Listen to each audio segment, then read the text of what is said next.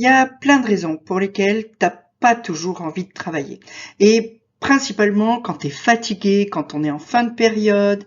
Et pourtant, là, au moment où j'enregistre, on est donc en février, il y a les épreuves de spé qui arrivent, puis après, il faudra préparer le grand oral, préparer la philo, gérer Parcoursup. C'est pas le moment de pas avoir envie de travailler, ou en tout cas, c'est pas le moment de pas travailler. Alors, comment on fait pour travailler quand on n'a pas envie? Ça t'arrive souvent de dire « Oh, j'ai pas envie aujourd'hui, j'ai pas le feu, j'ai pas la motivation. Aujourd'hui, je sens que je vais pas faire grand-chose. » Et quand ça t'arrive, tu as deux solutions. Les deux solutions sont très très simples. La première, c'est que tu espères que d'un coup de baguette magique, la motivation va te tomber sur la tête venue du ciel et que du coup, paf, tu vas te mettre au travail et tout va aller bien. Et deuxième solution, tu te mets au boulot quand même avant la baguette magique. Des fois qu'elles viennent pas, hein. Donc, cette deuxième option, qui est évidemment la meilleure, elle va te demander de l'autodiscipline. C'est normal. Alors, comment on fait pour y arriver? Bonjour, je suis Nathalie Mougel et je suis coach scolaire. Je suis là pour aider et accompagner les lycéens qui veulent réussir. Je les aide à obtenir les résultats qu'ils méritent et aussi l'orientation qui leur correspond vraiment en leur apprenant à mieux se connaître, à mieux savoir comment ils fonctionnent en tant que lycéens et en tant que personnes adultes en devenir, en mettant en place des méthodes personnalisées qui vont leur permettre d'envisager sereinement un avenir plein de sens et d'abondance. Et j'accompagne aussi leurs parents.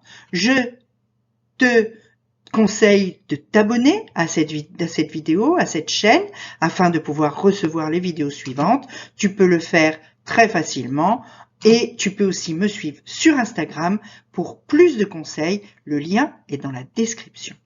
On est parti! Alors, comment on fait? La première chose que tu dois faire quand tu as du mal à te mettre au boulot et que tu as besoin de te mettre au travail, cette première chose à faire, c'est de te rappeler pourquoi tu as besoin d'être discipliné, pourquoi tu as besoin de travailler. Et pourquoi tu as besoin de travailler, c'est tes objectifs.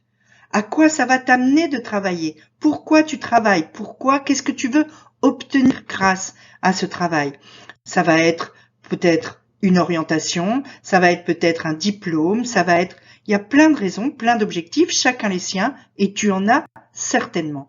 Qu'est-ce qui fait que tu te lèves le matin et que tu as envie de réussir? Qu'est-ce qui véritablement te permet de trouver la force de te lever, d'aller au lycée, de suivre les cours, de rentrer, de faire tes devoirs? Je suis sûre qu'il y a, dans les choses que tu veux faire plus tard, des choses qui te motivent à faire tout ça. Écris sur un papier, écris sur un panneau que tu vas accrocher dans ton bureau.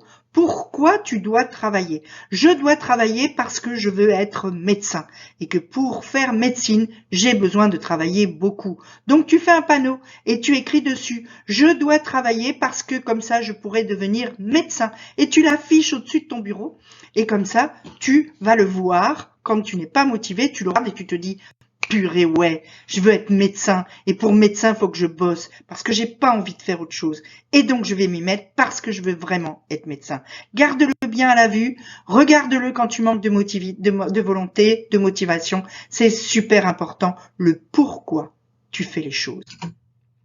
Deuxième chose que tu peux faire, c'est prendre ça comme un défi. Ok, j'ai pas envie de bosser. Et alors? Je vais le faire quand même. Parce que ça me fait du bien, parce que c'est bon pour moi. C'est un challenge. Et ça muscle ton autodiscipline. L'autodiscipline, c'est bêtement un muscle. Et un muscle, quel qu'il soit, que ce soit tes biceps ou autre chose, il n'y a qu'une seule façon de le muscler, c'est de l'entraîner. Donc chaque fois que tu décides de bosser quand même, que tu te dis, allez, je me bouge, j'y vais, parce que je veux être médecin, parce que je veux être avocat, parce que je veux être ingénieur, je veux être psychologue, ce que tu veux. Parce que juste, je veux réussir. Tu sais pas encore vraiment pourquoi, mais tu sais que t'as pas envie d'être un loser. Et voilà, tu y vas et tu te dis, je bosse. Et chaque fois que tu fais ce choix, chaque fois que tu préfères l'inconfort du travail au confort du scroll sur les réseaux sociaux, par exemple, tu muscles ta motivation, tu muscles ton autodiscipline et ça sera de plus en plus facile chaque jour. Donc, tu dois chaque jour faire quelque chose qui te sort de ta zone de confort pour que tu puisses à chaque fois trouver la force d'aller au-delà de juste ce que tu as envie de faire. Tu dois aussi, pour arriver à te mettre au travail, ça c'est un truc très très bête mais qu'on oublie souvent, tu dois prendre soin de ta santé. Parce que si tu dors pas bien, si tu fais jamais d'exercice et que donc tu es fatigué intellectuellement mais pas physiquement, si ton corps ne te suit pas, c'est beaucoup plus difficile d'être discipliné, c'est beaucoup plus difficile de s'y mettre, t'as pas d'énergie, tout simplement, donc t'es pas au top. Donc il faut que tu soignes ton sommeil, il faut que tu soignes ton alimentation, il faut que tu fasses de l'activité physique. Un petit peu chaque jour, tu dois bouger, tu dois aller prendre l'air dehors, tu dois faire des choses qui te font du bien. Tu dois aussi prendre soin de la santé de ton esprit, parce que être médecin, être ingénieur, être avocat, toutes ces choses, c'est très très bien, mais si tu ne te fais pas de temps en temps quelque chose qui fait du bien à ton esprit, à un moment donné, il va dire stop, je n'avale plus tous ces trucs. Toutes ces formules, tous ces schémas, tous ces articles, ce que tu veux, c'est terminé, j'en veux plus. Une bonne façon de prendre soin de ta santé mentale, c'est de méditer. Il suffit de méditer 10 minutes par jour pour faire le vide, pour te retrouver seul face à des pensées qui sont tes pensées à toi et face au fait que tu peux, quand tu veux, faire le vide dans ton esprit et faire une espèce de reset, tout simplement. C'est pas plus compliqué que ça. Un bon moyen aussi, c'est les habitudes. Parce que les habitudes, c'est quelque chose qui fait que ton cerveau va accepter de faire des choses juste parce que il fait tout le temps comme ça et parce que du coup, c'est plus facile pour lui.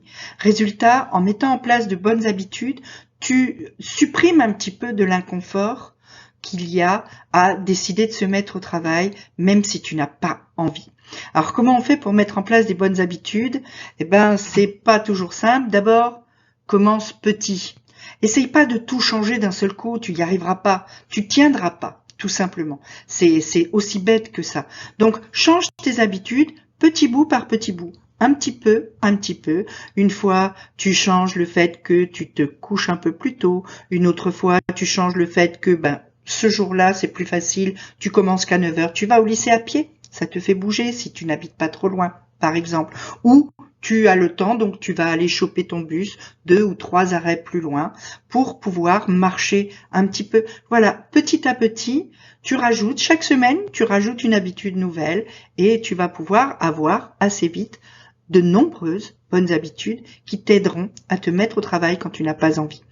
Sens-toi aussi responsable vis-à-vis de toi-même. C'est-à-dire qu'au moment où tu prends la décision de travailler ou de pas travailler, au moment où tu dis, non, pas envie, je vais au cinéma. Au moment où tu prends cette décision, quelque part, je fais un choix. Et ce choix va avoir des conséquences. Les conséquences de ce choix, c'est toi qui vas devoir les assumer. Si tu vas au cinéma alors que demain, tu avais un DS de maths ou un DS de philo, et que ensuite t'as pas une bonne note, c'est ta faute. Tu dois en être conscient. C'est pas parce que le prof t'aime pas.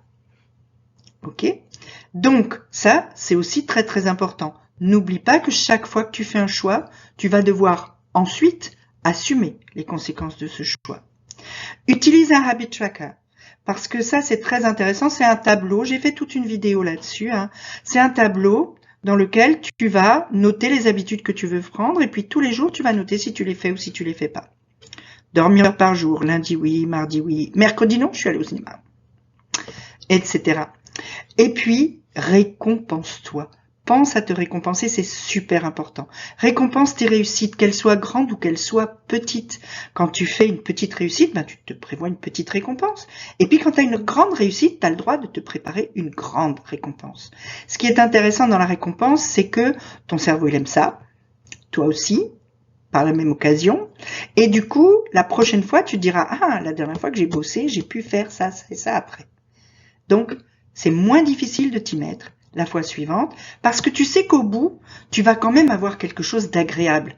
Et ton cerveau, il aime bien les trucs agréables. Donc profites-en, prévois-lui des choses agréables pour qu'il accepte un petit peu se faire bobo. Alors, si tu sais pas encore ce que tu veux faire après, si tu as bien du mal à trouver ce qui va pouvoir te motiver, tu peux me poser une question en commentaire, je te répondrai. Tu peux aussi me suivre sur Instagram en cliquant sur le lien dans la description. Tu pourras ainsi me contacter directement. Je te répondrai sans aucun souci. Il y a aussi des mails Réussir demain qui sont exclusivement ou presque destiné aux parents cette fois, mais le lien se trouve aussi en description. Et en attendant, petit pouce bleu, petit abonnement, petite cloche. À très vite!